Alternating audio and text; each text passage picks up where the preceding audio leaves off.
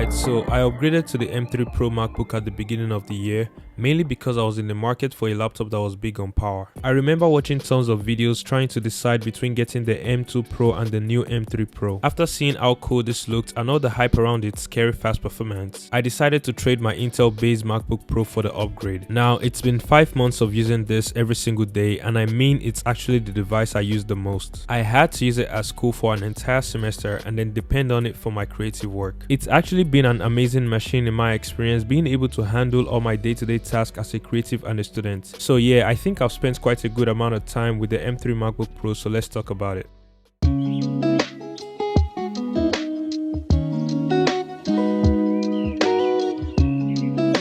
So, my unit is the base model of the M3 Pro chipset, coming with 18GB of unified memory, 11-core CPU, 14-core GPU and 512GB of SSD. I just had to choose the space black color because of how good it looks, and it just matches well with the overall design of the laptop. The color hits different depending on the lighting condition, and it actually looks more like a dark gray color than a black color. I think the hype around the space black color is mainly because it matches most people's aesthetics. It looks really nice when using it in a public area like at school, in a coffee shop, or even in meetings. It's a very presentable color and I love it. Now, there are some drawbacks to this good looking color, with the first being the fingerprint issue, which is apparently noticeable. Because I use this laptop a lot, it's really hard to maintain a clean look on the chassis at the back because I tend to touch it when switching locations as I get my work done. I will just say, if you're the type who have no problem with cleaning the laptop from time to time, then you should be fine. But regardless, I still think it's something that needs to be addressed. Another issue I noticed with the color is the wear off and scratches on the ports. So I use lots of accessories with this MacBook, and within a month I noticed scratches that reveal the aluminum behind the space black coating of the chassis. It's barely noticeable from a distance for now, but I think with time it might start to build up. The overall body might look clean at a glance, but with a closer look I find more and more slight scratches on the body. I will be honest though, I dropped it a couple times on the wooden floor at home, which might be the cause of these scratches. But it just shows that wear off should be expected on the body over time. Regardless of these drawbacks, I'm still happy with the overall look of the space black color.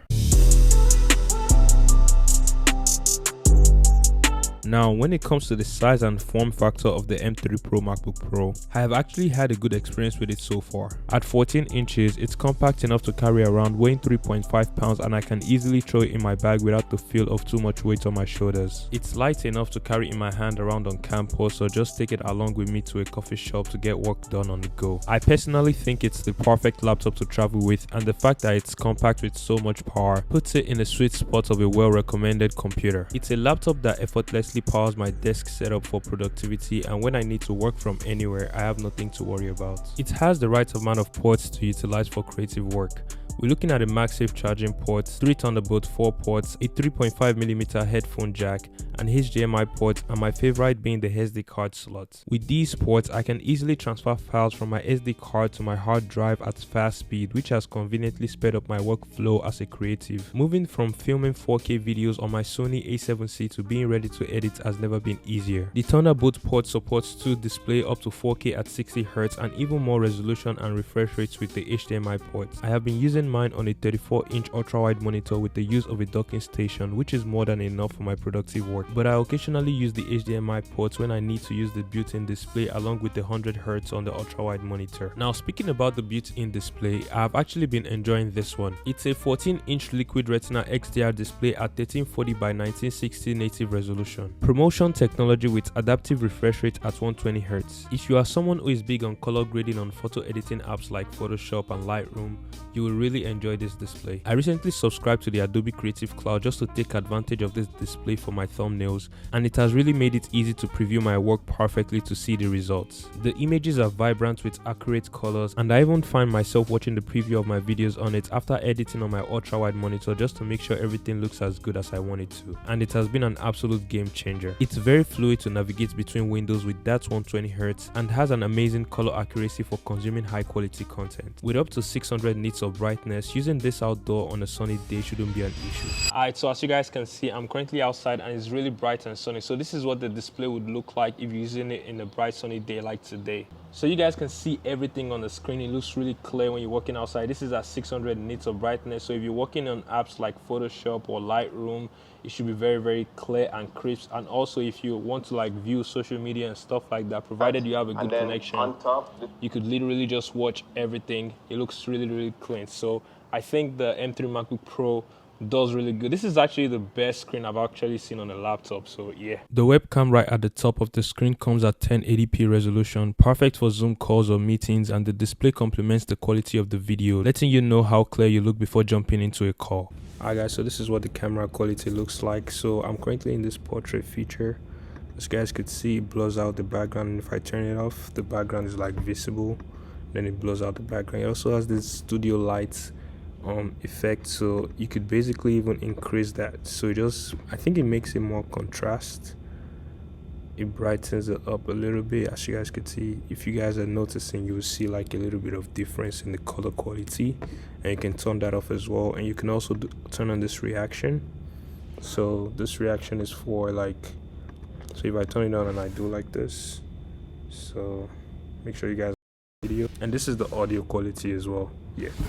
The typing experience of the keyboard on the M3 MacBook Pro is also decent. There's really nothing much to complain about. This is as good as a built-in keyboard could be. It has good key travel and the right spacing for my hand to reach each corner, which overall improves my typing efficiency. Very tactile with accurate key response, coming with adjustable backlight for use in a less brighter or dark environment. I like the overall layout of the keyboard with a darker theme, giving the laptop a little bit of pop-off color from the space black. And I have also been using the fingerprint at the top right, which has never disappointed me. The trackpad is also amazing, coming with a simulated click, which is common to all MacBooks. I don't see the need to carry a mouse along with me when using this on the go. I can easily click on each corner as I navigate between windows, thanks to it having amazing haptic feedback and accurate response time. I don't feel any cramp on my palm, and it overall contributes to my work efficiency thanks to its wide layout. Now right next to the keyboard is 2 of the 6 speaker sound system, and these are some banging speakers. You wonder why you ain't got no bread, you do too much complaining. TBH, to be honest, me I just find it draining. Now, I typically use headphones when I'm editing to monitor my audio, but sometimes when I'm away from my desk, the built-in speaker is good enough.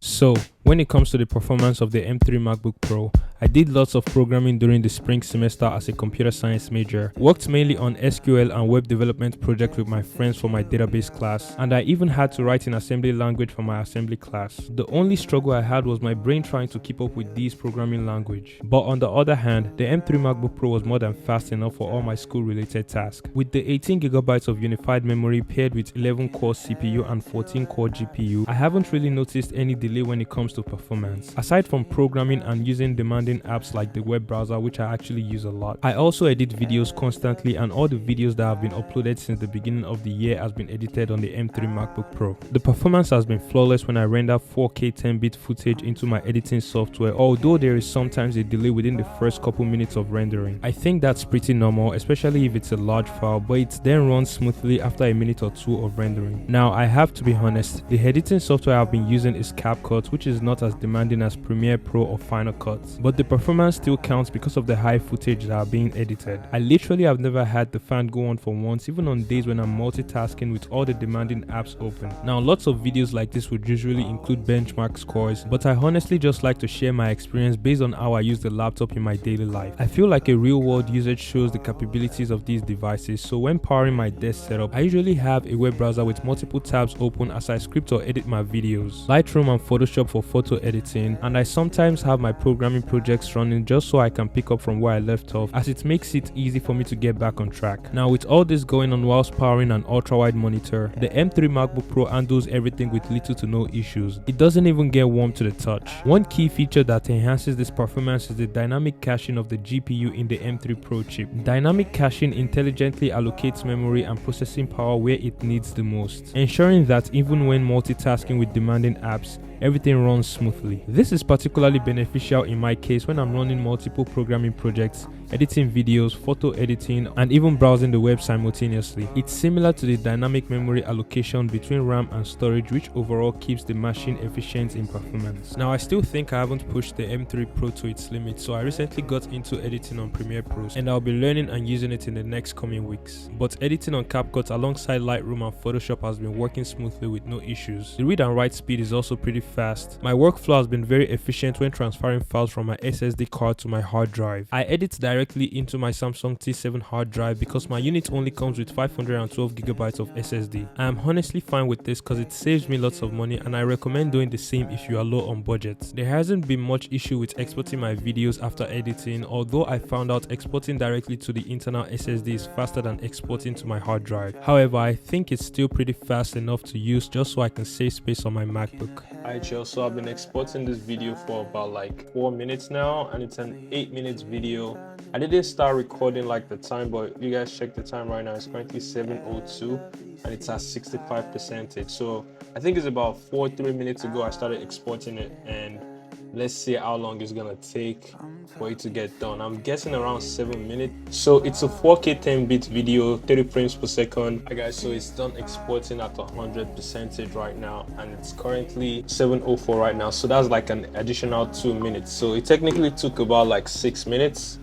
I would say 6 minutes or 5 minutes to export an 8-minute video. Keep in mind guys, I'm actually exporting to my hard drive, so I'm going to show you guys right now. So if I go like to my Samsung T7 and I go to I think it's rough drafts, you guys see it right there, right? Overall, the performance of the base model M3 MacBook Pro has been amazing in my experience. If you're the type of person who is trying to get into a little bit of everything except from gaming, like photo and video editing, 3D graphics, programming, multitasking for day-to-day use, you would hardly find any problem with the performance. Now, the M3 MacBook Pro is also equipped with the latest Wi-Fi 6E technology. So if you're in an area where there's lots of computers connected to the same Wi-Fi, for example, I'm currently in like a school area right now, and lots of students are going to be going crazy in terms of like using their laptop or their phones and stuff like that, connecting to just one Wi-Fi, so your laptop is not going to struggle. I've been using this for the past 5 months now, and I've never had any issues with connecting to Wi-Fi. 9 times out of 10, I'm always like in good situations when I need to connect to like a Wi-Fi and get work done on the go. So yeah, I think the M3 MacBook Pro does good on that one. Now, what amazes me the most about the M3 MacBook Pro is the battery life. With all the power that it delivers when I'm out and about, I have never had to worry about charging. I usually stay on campus from around 8 AM to 6 PM without charging, and I'll still have about 60% of battery life on days when I'm just doing school-related tasks like programming or using the web.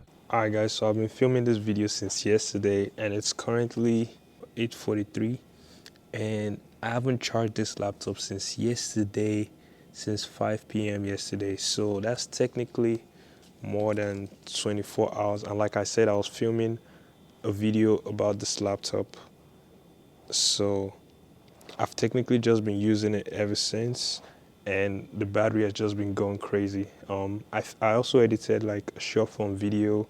I've been editing on Lightroom since then. I've browsed the internet. Let me just show you guys how much tabs I have open. So I have this one. I also have another one right here. It's like all my emails, YouTube. I've been going crazy, bro. And the battery is just gonna die right now. It's currently at 2%. So the battery on the M3 MacBook Pro is the best I've ever seen on a laptop. I don't even have to make a comprehensive part of this video about the battery, but just trust me, the battery is an A1. And charging this, most of the time it takes me like 30 minutes to charge it to full charge when I use the MagSafe charger. So yeah, M3 MacBook Pro, best in battery. So the question of the day is, who is this laptop for? Like I said earlier, if you're into a little bit of everything, photo editing, video editing, programming, 3D graphics and stuff like that, then this is the laptop for you. Now I have to point out that if you already have an M1 Pro or an M2 Pro MacBook, then you wouldn't see much difference in terms of performance. Matter of fact, you're not even gonna see any difference. But if you're coming from an Intel based MacBook Pro like me, or you have a MacBook Air and need something more powerful for creative work, then investing in the base model M3 MacBook Pro isn't such a bad idea. And with that, I hope I've been able to give you guys an insight of my experience with the M3 MacBook Pro, and that you find this video beneficial. If you do, make sure you subscribe for more videos like this, and I'll see you guys on the next one.